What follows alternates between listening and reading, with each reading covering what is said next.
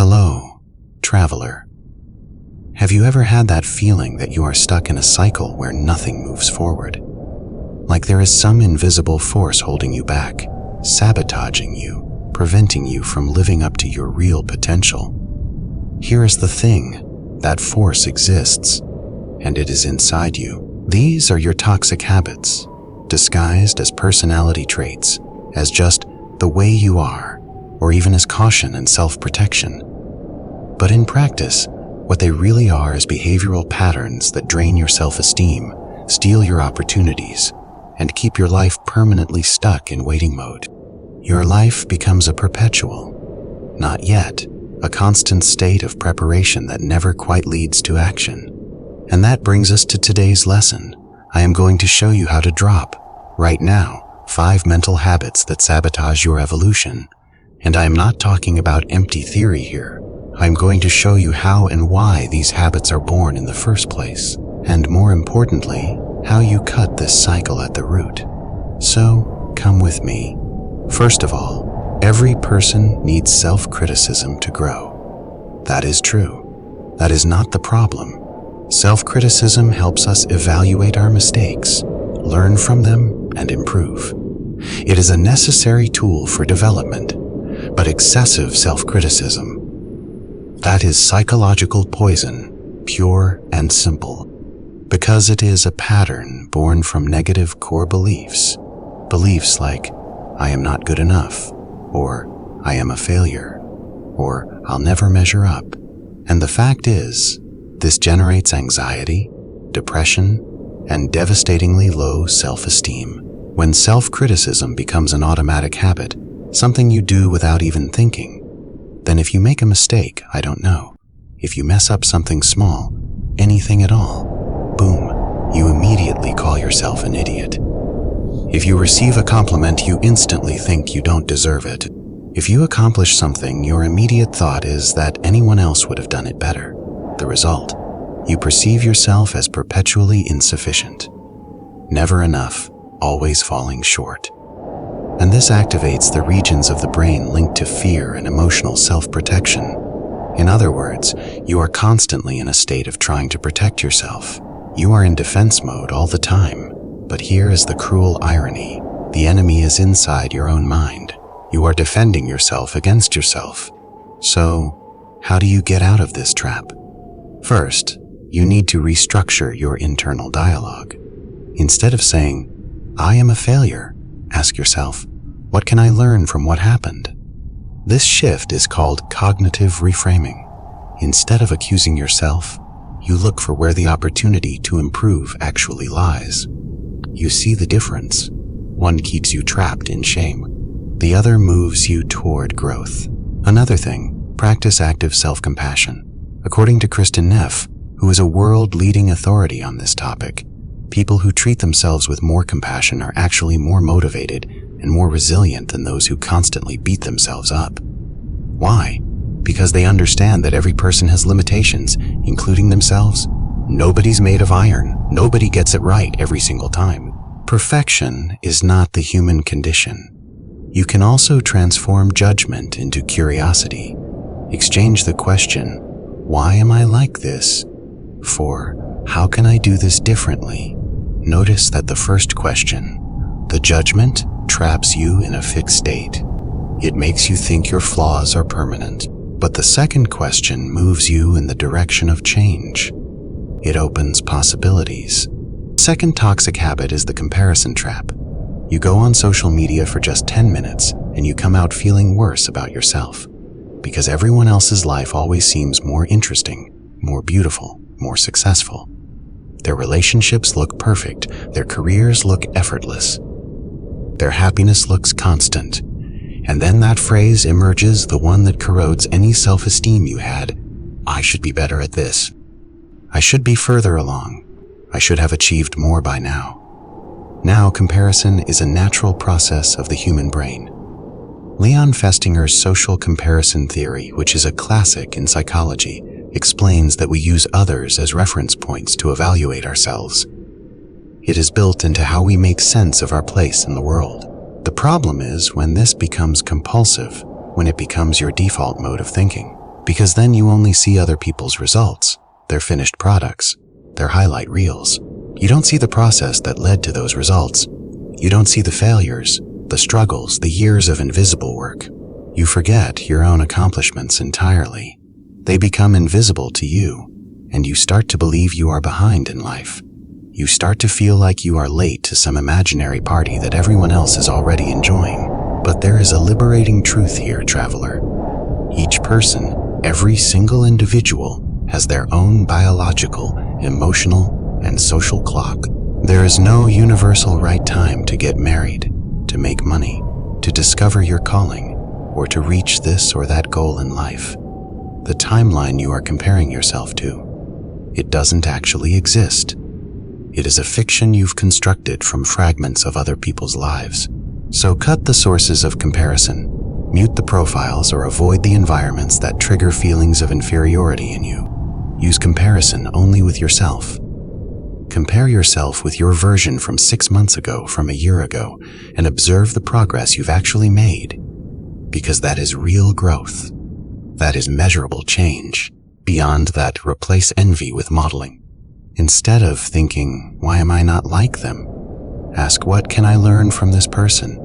This reinforces the desire to learn instead of feeding insecurity. It transforms a destructive emotion into a constructive one. Third habit, perfectionism. Understand this. The perfectionist doesn't want to do things well. They want to do things perfectly. And perfect doesn't exist. It is not a real standard. It is a moving target that constantly shifts just out of reach. The American Psychological Association has already classified dysfunctional perfectionism as a risk factor for depression, for burnout, and for chronic procrastination. This is because the perfectionist lives in a cycle of internal torture. They postpone, they revise, they redo, and they never finish. And if they somehow manage to finish, they never think it is good enough. There is always something that could be better, something that is not quite right. Perfectionism is a tendency that has deep emotional roots. It grows from the fear of judgment, from the desperate need for validation, and from the belief that love from other people must be earned through performance, through being the best. And this is the typical habit that makes you believe you are never ready. It is that thought pattern of better not to do it at all than to do it and risk it not being a perfect 10. But imperfect action is worth infinitely more than never trying. There is a technique called exposure with response prevention, which essentially means this: face an uncomfortable action without giving in to the impulse for perfection. In other words, start even with fear. Begin even when you are scared, even when you don't feel ready. And there are some rules that can help you with this. First, the 80% rule. Start your project when it is 80% good. The other 20%, you adjust it along the way. You refine as you go. Don't wait for everything to be perfect before you begin. A second rule is minimum daily goals. Instead of thinking, I am going to write a book, commit to writing 10 lines every day. Don't try to sit down and do everything at once. Consistency beats perfection every single time.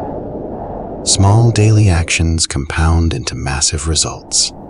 A third rule is to associate action with progress, not with perfection. In other words, celebrate the action itself. Celebrate execution. Taking action is progress. Celebrate that. Don't only celebrate the final results. Celebrate the fact that you are doing it, that you showed up, that you moved forward even when it was uncomfortable. Fourth point, you've probably said this before. I'll start when I have more time, or more money, or more energy, or more motivation, or more of whatever excuse feels most convincing in that moment. This is the most expensive self-deception you can buy in your life, waiting for the perfect moment. And psychology has already shown us that procrastination isn't laziness. It is emotional avoidance. It is escape. According to Timothy Peichel, who holds a doctorate in procrastination studies from Carleton University, procrastinating is a way of avoiding uncomfortable emotions like anxiety, fear of failure, the sensation of inadequacy, or the discomfort of adapting to change. You are not postponing the task itself, you are postponing the encounter with those uncomfortable emotions. It is that simple. You are running from how the task makes you feel, not from the task itself. So how do you drop this habit today? Well, there is the 5-minute rule, and it works like this. Tell yourself, I am just going to do 5 minutes of this task, just 5 minutes, that is all. The key here, traveler, is that the brain hates starting. Starting feels enormous, but the brain loves continuing. Once you are in motion, momentum takes over. So trick your brain by telling it you'll only do 5 minutes, and watch how it gains traction and doesn't let go of the task. You'll often find yourself working for 30 minutes, an hour, because you broke through that initial resistance.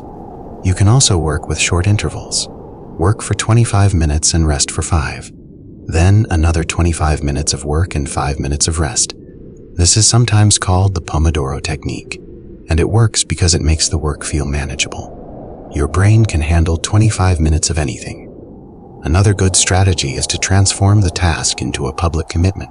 Tell other people what you are going to do, because when you make a commitment to someone else, your brain activates the fear of losing reputation, of being seen as unreliable. And this actually increases your capacity to execute the task.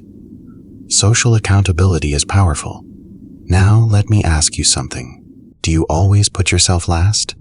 Do you swallow your feelings constantly to avoid conflicts? Do you say, everything's fine, when actually nothing is fine, not even close? Well, this is emotional neglect, and it is a silent form of self-sabotage. Because when you put your own needs aside consistently, repeatedly, it creates resentment. It leads to burnout. It leads to a loss of identity. You become someone who exists only in relation to what others need from you. And effective neuroscience explains this clearly. Emotions that are ignored don't disappear. They don't just fade away because you pretend they're not there. They somatize. They return as anxiety, as muscle tension, as stomach problems, as insomnia, because emotion is neurological information. It is in your nervous system, and it needs to be processed, not repressed. Repression doesn't eliminate the emotion, it just buries it alive. But the good news is you can drop this habit, starting with naming your emotions. Don't suffocate anything, name it. Name what you feel. According to Daniel Goleman, naming emotions reduces their intensity, while repressing them makes them persist even more strongly. Everything we deny insists on returning to consciousness. It keeps knocking at the door until we answer. So don't deny it. Name it. I am feeling this. It is not pretty. It is not comfortable, but this is what I feel. Once you recognize the emotion, acknowledge its presence, you are in a position to decide whether you are going to feed it or whether you are going to allocate your energy and your time in another direction. Recognition gives you choice. Denial only gives you suffering. It is also important to define clear boundaries in relationships, because knowing how to say no is emotional hygiene.